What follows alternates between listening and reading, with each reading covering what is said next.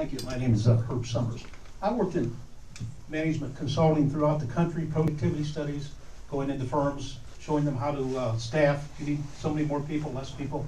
And I hear a lot of politicians talking about cutting and so on, and I don't know if they have experience in it. It's called work measurement, work management, short interval scheduling, things like that. How can specifically Mr. Doden, Ms. Brown, make statements about cutting and adding if you do not know or haven't worked with work measurement? If not, it's guessing, it's just a word.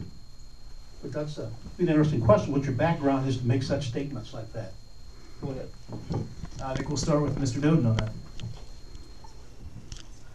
Well, I've spent my career in business, and in that career, if you do not manage your expenses well and really look for ways to be more efficient and cut costs, you're out of business. So your very livelihood depends on making sure that you understand some of the latest principles, whether it's Six Sigma or there's some other things that they like, that we like to call it. We have all these, buzzwords, but really what it boils down to is managing in the most efficient and effective way. It's really using measurements and different tools like that to make sure that we are spending money appropriately.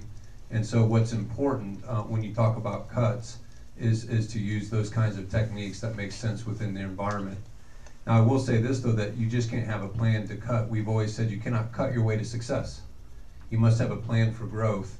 And that's why you'll see in my detailed plan that we have a plan to grow our tax base, to grow our economy, because there's just only so far you can cut before you get to muscle and bone. And that's why it's so critical for us to have a plan for growth in this town and a plan to attract and retain talents and jobs.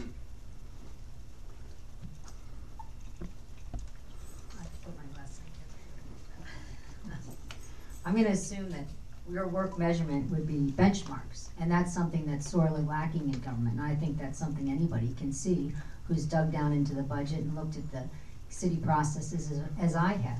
We don't have benchmarks for how fast a permit should be issued to a business that's trying to open, and we don't have benchmarks literally until how fast we should be filling potholes. We keep saying here in this current administration, the Henry administration, that we're doing more with less, but we haven't given the citizens any more services or any better services, and we've actually started to employ more people, more personnel, and giving the same service.